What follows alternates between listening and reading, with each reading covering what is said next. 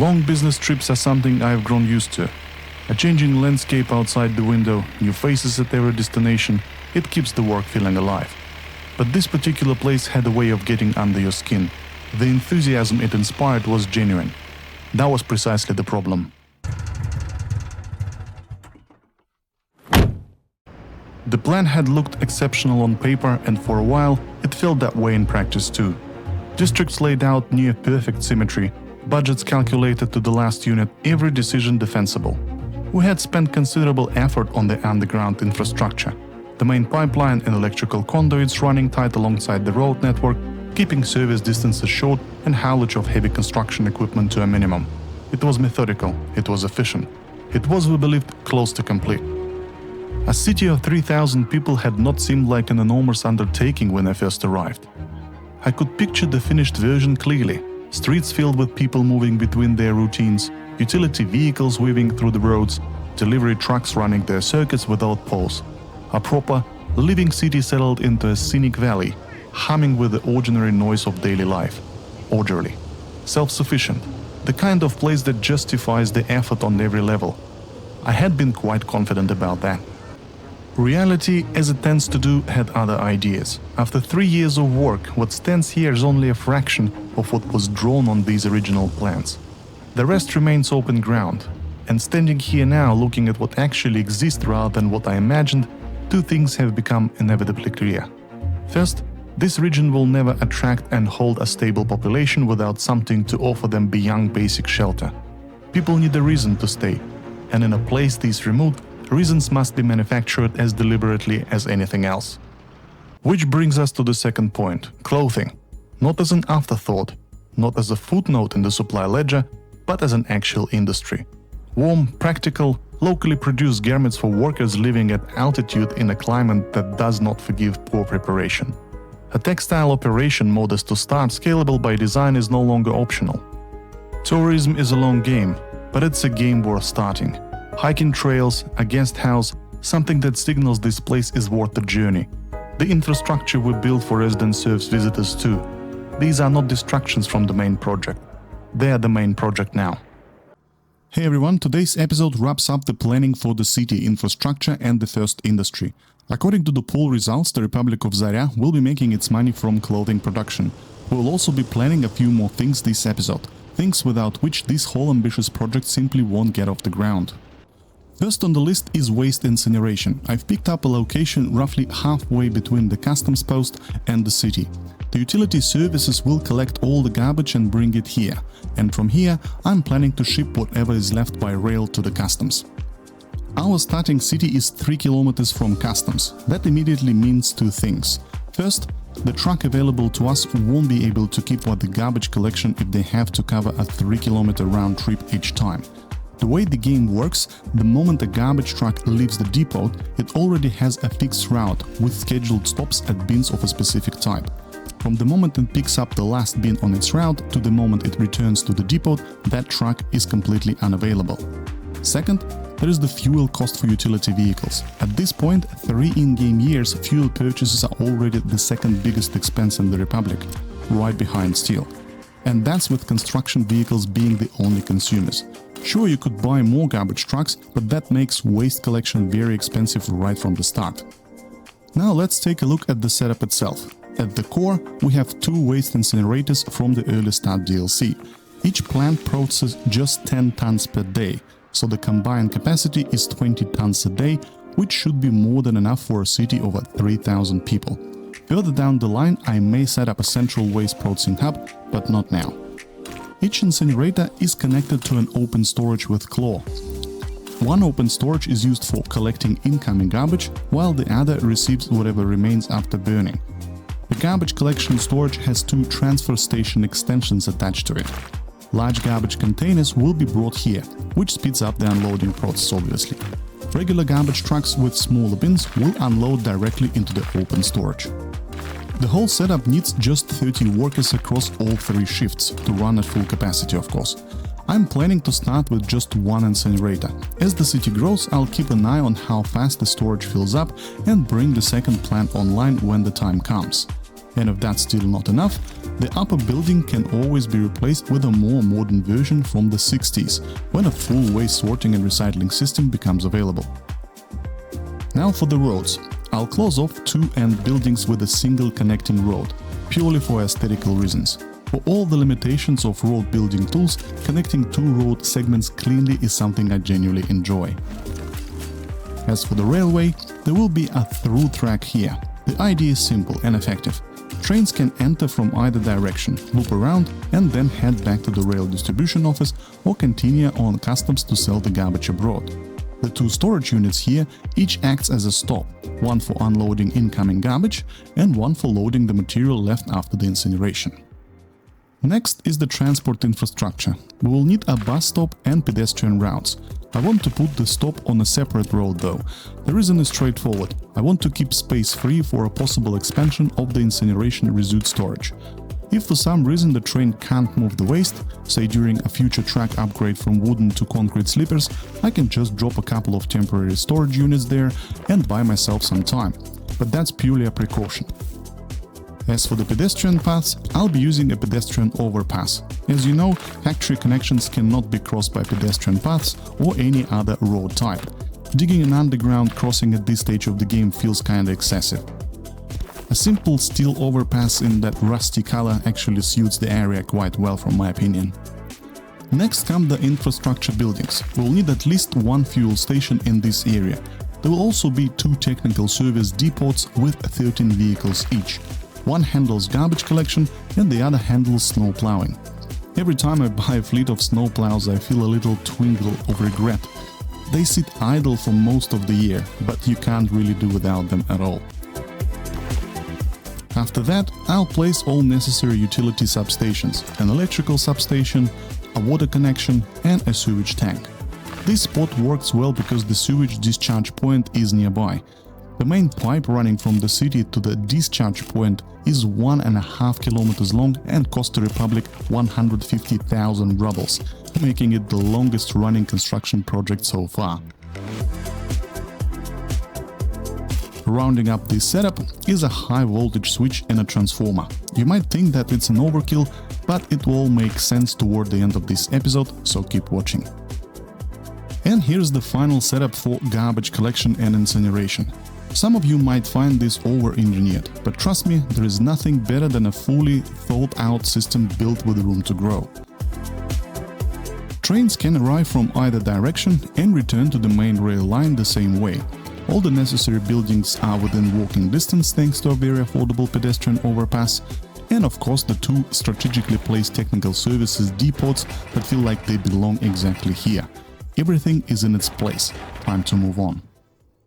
Still working through the secondary infrastructure, next up is the rail construction office. It's already clear that the rail network in this republic is going to be enormous, and we haven't even started building it yet.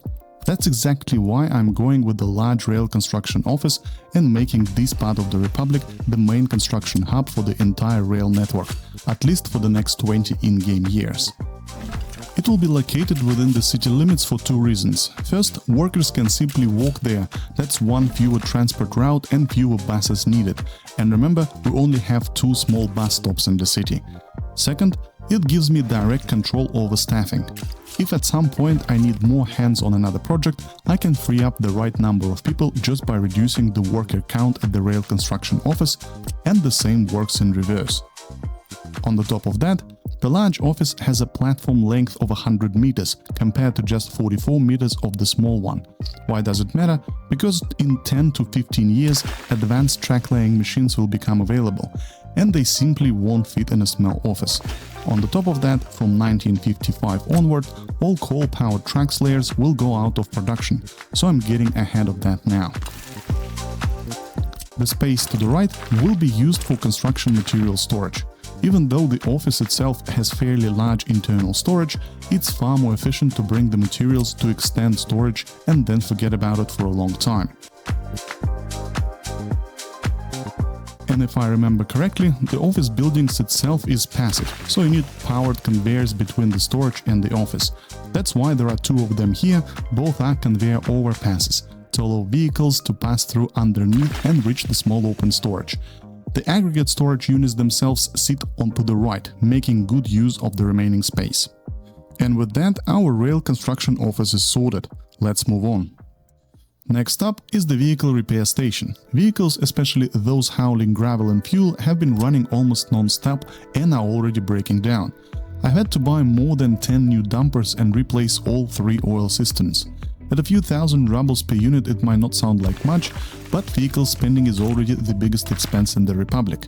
And it's only going to grow. We still need to buy trains and wagons, buses and specialist vehicle for police and hospital. So a vehicle repair station is a must.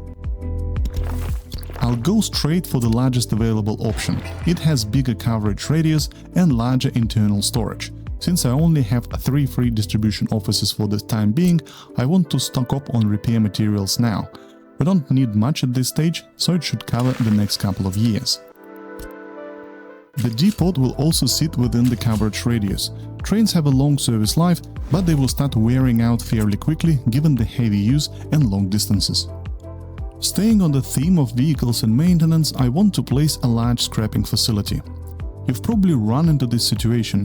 Heavily worn vehicles just sit in the depot or at the construction office for months without no attention.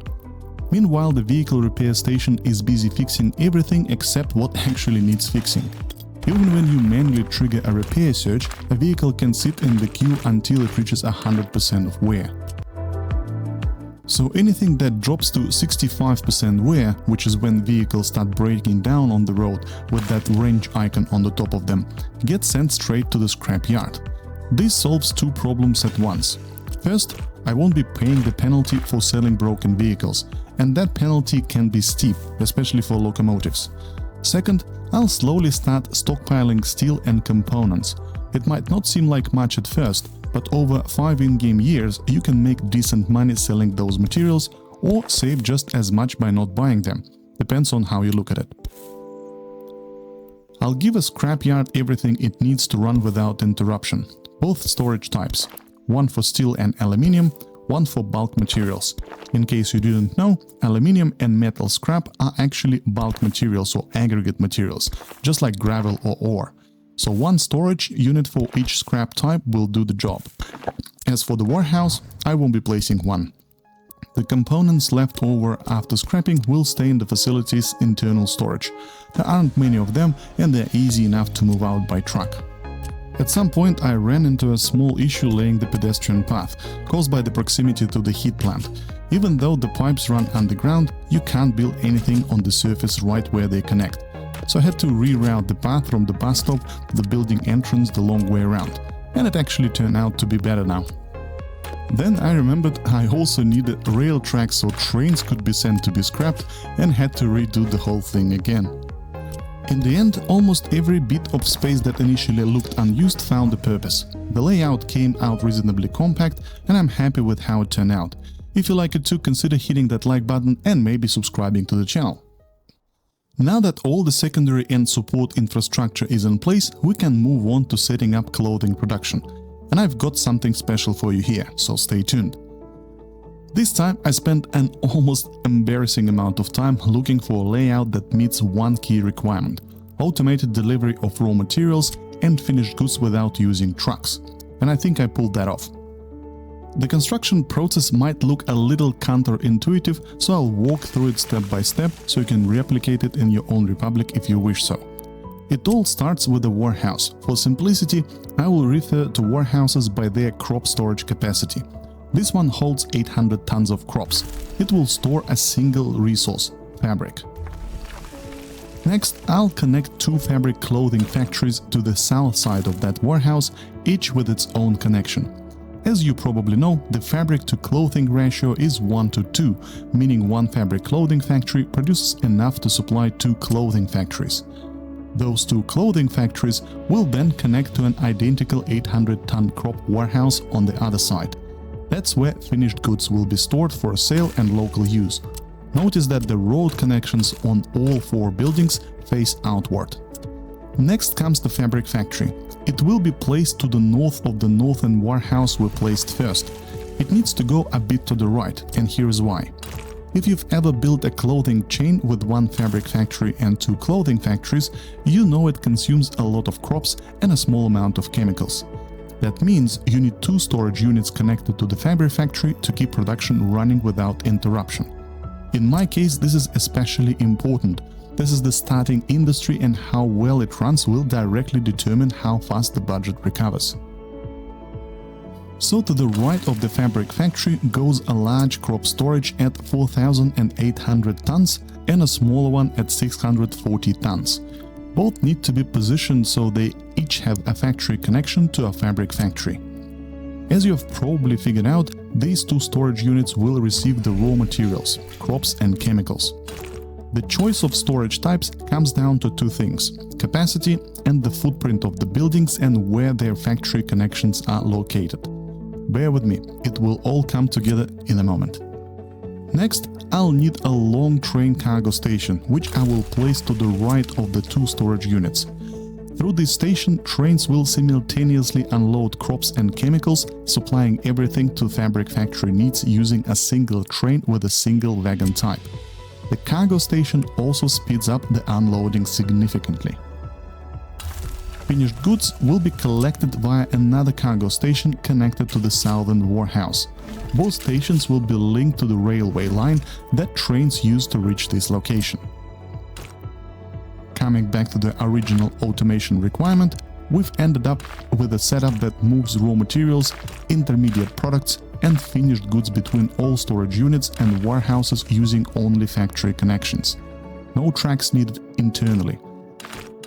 I can pull some finished clothing for the domestic market from here and ship the bulk of it by train to sell at customs. All that's left is laying the roads, placing a bus stop for worker delivery and of course running the pedestrian paths.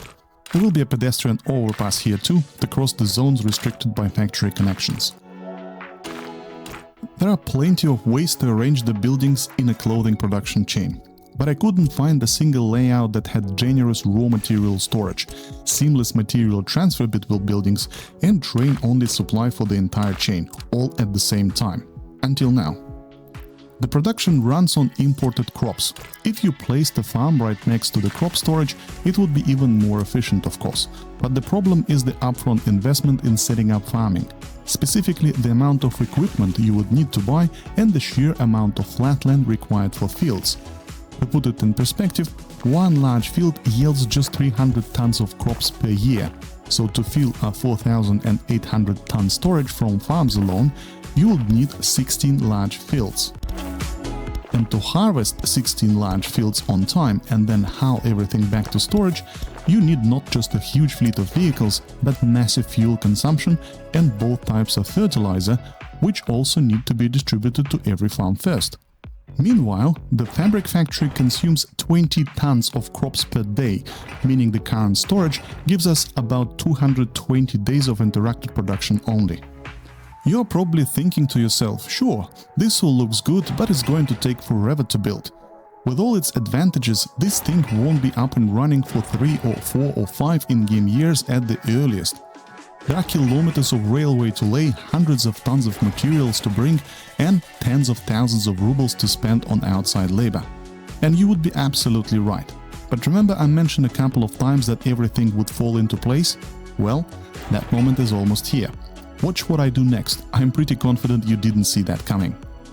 Just a reminder, the theme of this season is a race, two republics pushing hard toward the same goal. So I'm going to do something that genuinely gave me chills when I thought of it. I'm taking the entire clothing setup and copying it, and moving the copy to a location I prepared at the start of this episode. The same spot where we were planning the waste incinerators. All the buildings will land exactly where they need to be. All that's left is running the roads and factory connections. You've seen all of that just a few minutes ago, so let's jump straight to the finished result.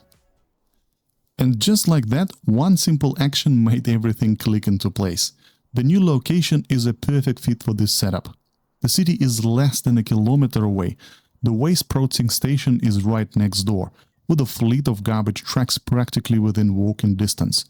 And all the utilities, water, electricity, sewage are already here and very easy to connect. The cherry on the top is the customs post, which is practically right around the corner. For trains that distance is nothing, even on a track with wooden sleepers. Which means we can start laying rail in earnest and welcome the first residents of Republic Zarya before this episode even over. Let's head into the final part. Hello again guys, welcome to the final part of this episode. I hope you enjoyed that little twist with the clothing factory location. I bet you did not see that coming. As you can tell, I did let the game run for about 6 months from the moment when you saw in just a few minutes ago. This is the progress so far, and I'm thinking that our Republic of Zarya is getting very close to our first reporting period of 1945. So the first 5 years will pass. And I've been thinking about actually settling the city right now. The reason is I had so many fires in this republic so far that I've kept rebuilding everything from the scratch again and again and again. I am bringing foreign workers to the fire station over here. As you can see, I have a couple of buses running to the customs and back that brings workers, but it cost me a lot. If we take a look at our financial situation right now and need to select all, I've already spent 120,000 for foreign manpower, and this number will only be going up and up and up. So what I'm thinking is, if I populate a city just a little bit and invite a few hundreds of people so that they can work for construction and they can help me to reduce that cost of inviting foreign manpower. Another thing that I wanted to talk about in this part is that tourism that we agreed on having in this republic isn't ready because the research is not done. We've got our party HQ, and this is the research that we need to do. There is a few of them. Obviously, without the people, I don't have an ability to start the tourism zone, which you saw a glimpse, I guess, of what the tourism zone will look like. So I need to complete a few researches first, and then I should be able to plan the area in a way that I want it to look. At the moment, I don't have access to pretty much any hotels to the best of my memory. Yeah, this is the hotel, and then all these hotels, they are blocked by the research. So the only one that I have at my disposal is this with 2 stars, which is not really good.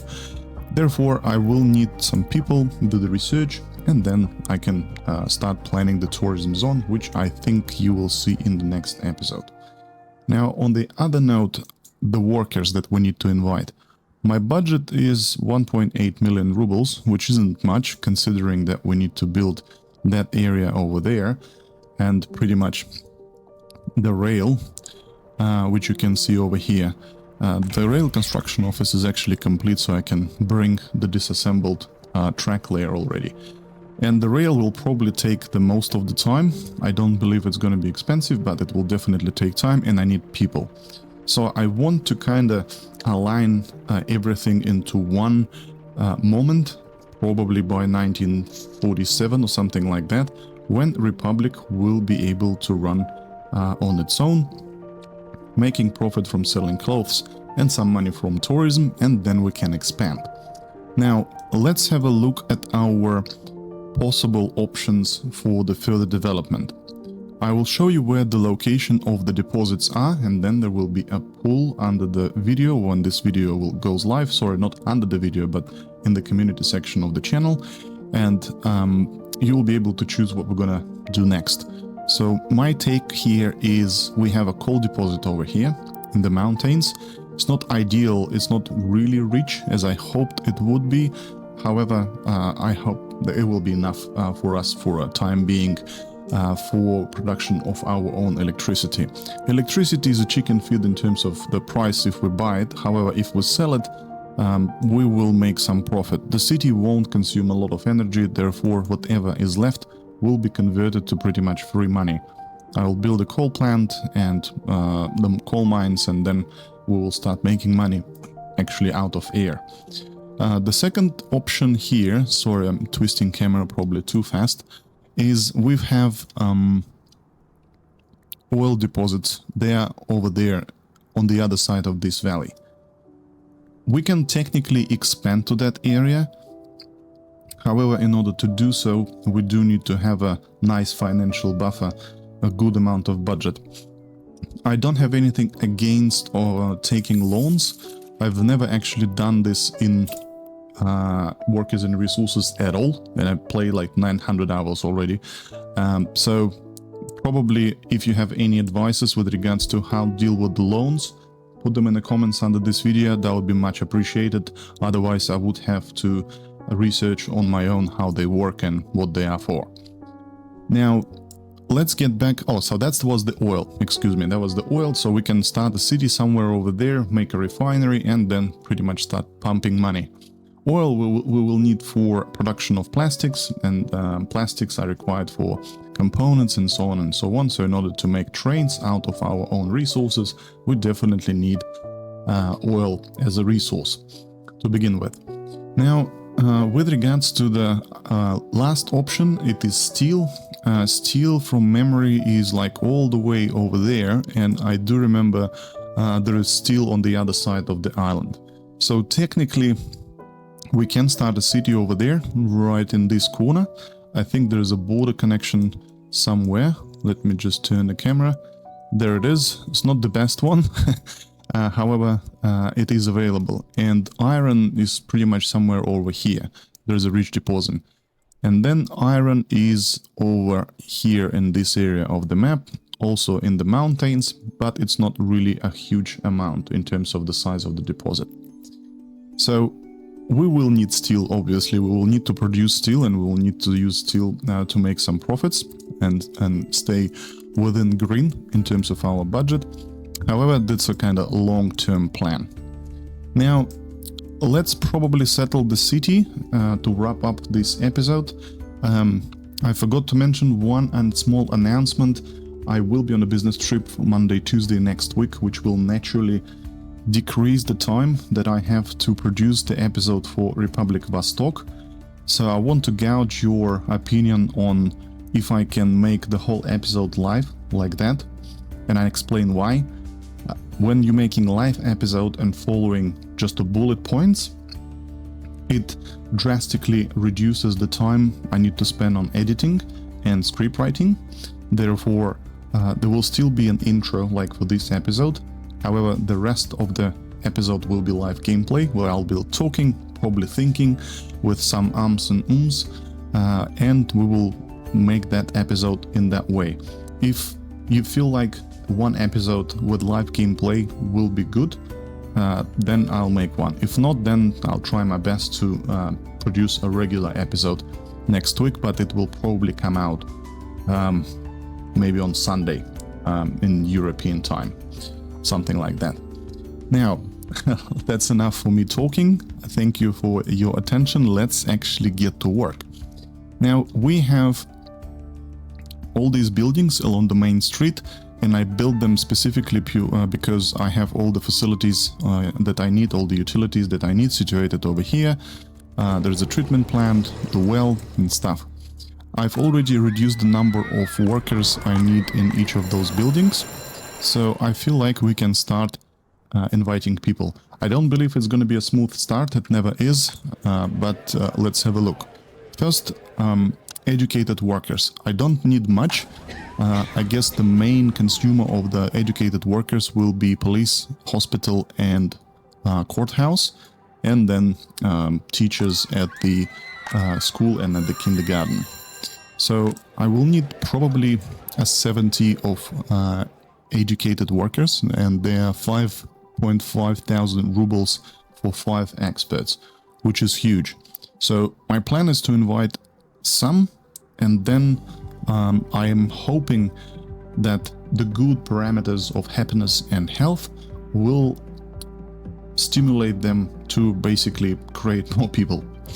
So that's the plan. I do have a budget in US dollars, and I will probably start using it to invite people from Western Bloc.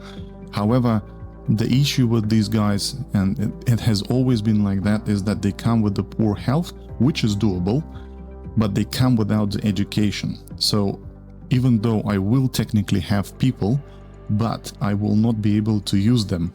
But at the same time, these guys will be consuming food and using all the utilities, pretty much demanding all the facilities and infrastructure building to function. However, themselves, they're not going to work until they get the education. So I need to be very careful with how many I invite and from which block.